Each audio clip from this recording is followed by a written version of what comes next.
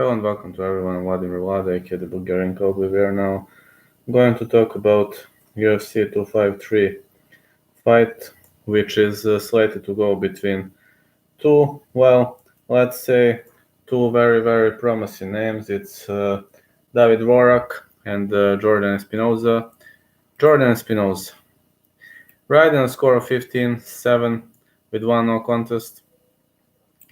ABQ Kickboxing Lateral. Fighter from Albuquerque, New Mexico. Pretty much 1 meter 70 centimeters.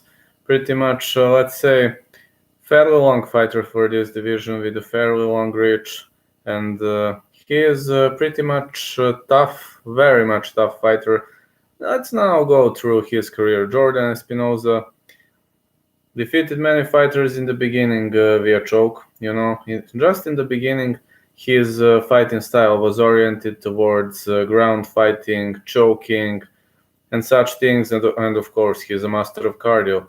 Jordan Espinosa actually only has two stoppages against John Deram and Riley Dutra, which happened at Dana White Contender Series 12 via TKO. Other fights were finished via technical submission, which in most cases were something like Bravo choke, Dars choke. Actually, the guy is very much good with chokes, very much good with submissions, good with wrestling, and very great endurance. That's what you can say. When I watched him against Denis Paiva, I interviewed Denis Paiva. That was actually the only time when I've seen Jordan Espinosa guessing in the latest seconds of the fight.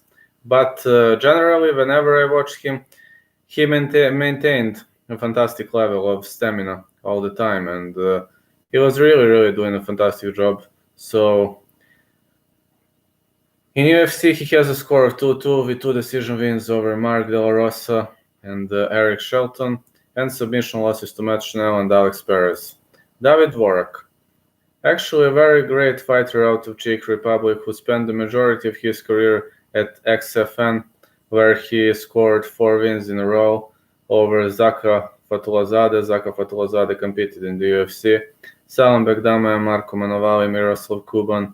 Then he defeated Igor Goncharov, Arsen Taigibo. In UFC, he has a score of 1-0, which he set against Bruno Silva. And looking back at David Dvorak's score, he is undefeated for 9 years.